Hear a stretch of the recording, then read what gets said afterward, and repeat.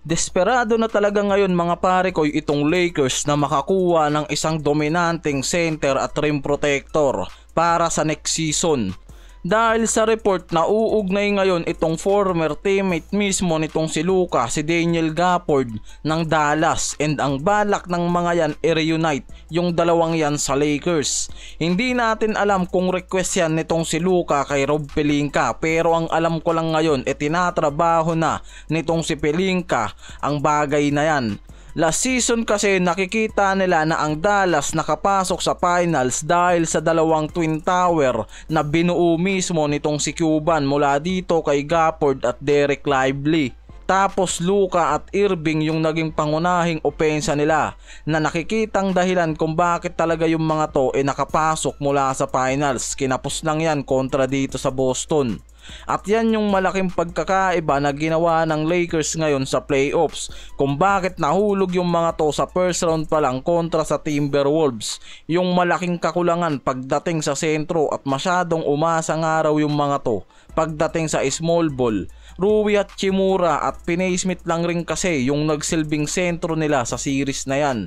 Kaya ngayon nakikita na desperado na talaga itong si Rob Pelinka na solusyonan ang problema nila pagdating sa isang center. Sobrang dami kasi talaga ngayon yung nauugnay na sentro para sa next season dito sa Lakers. Mula kila Valanciunas, Niko Vucevic, sila Giannis at iba pa.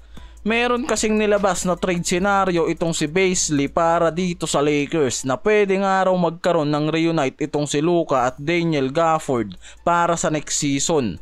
Meaning mga pare ko na nakikita ng mga analyst na pwedeng gumawa ng hakbang ngayon itong si Rob Pelinka para kumbinsihin itong si Nico Harrison na gumawa ulit ng trade. Nico Harrison na naman.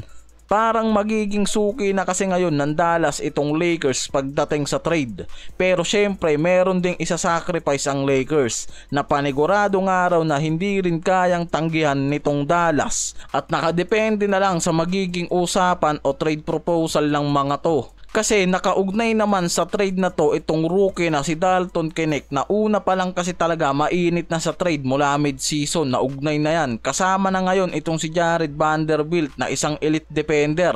Kasama pa ang 2026 first round pick ng Lakers.